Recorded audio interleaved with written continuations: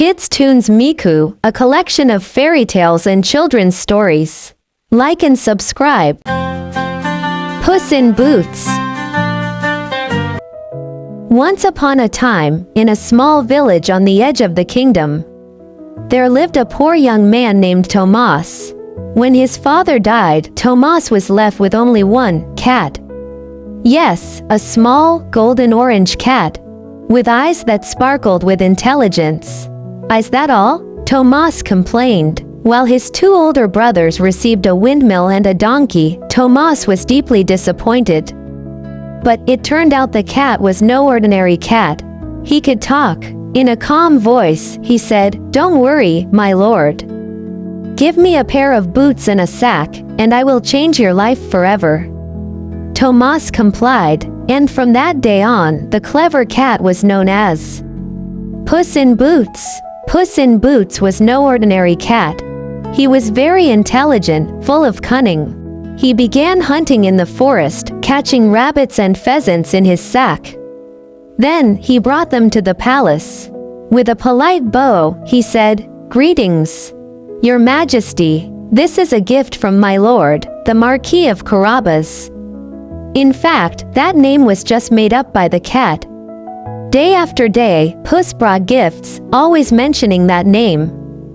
Until finally, the king truly believed that the Marquis of Carabas was a wealthy nobleman.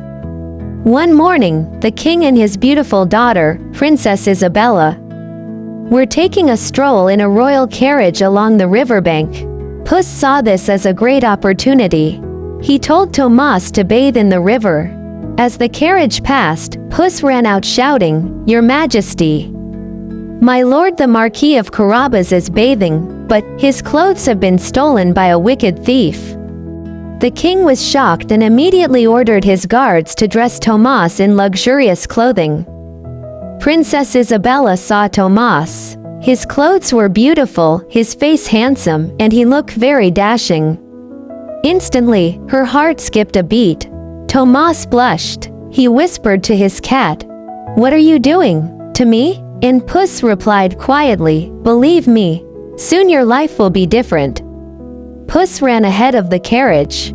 He met the peasants in the wheat field.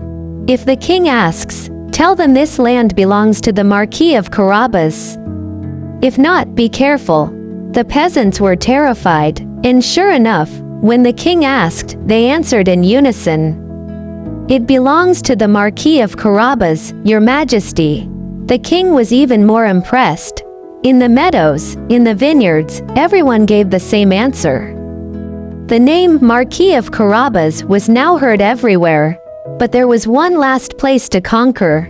A magnificent castle belonging to a much-feared, evil wizard. Boldly, Puss entered the castle. Before him stood a tall wizard in a black robe. "I heard," said Puss, "that you can transform into any animal." The wizard laughed sarcastically. "Of course, I can transform into a lion." Bruum! In an instant, the wizard transformed into a ferocious lion. Puss feigned fear. "How incredible! But is it possible for you to transform into a small creature, like a mouse?" Feeling belittled, the wizard immediately transformed into a small mouse that scurried across the floor.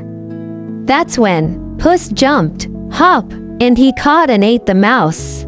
In an instant, the magnificent castle was free from magic. When the king, princess, and Tomás arrived, Puss greeted them at the castle gates. "Welcome home, my lord. Marquis of Carabas." The king was awed. "Wow, what a magnificent kingdom you have, Marquis. You are truly worthy to marry my daughter." Tomás was speechless. He could hardly believe it. But Princess Isabella smiled gently at him. And in her eyes, Tomás found true love. Soon, a grand wedding was held.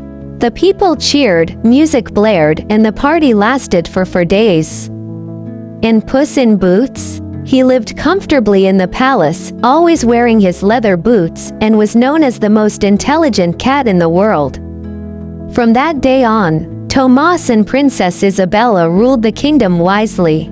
Puss in Boots became a legend never to be forgotten. And they lived happily ever after.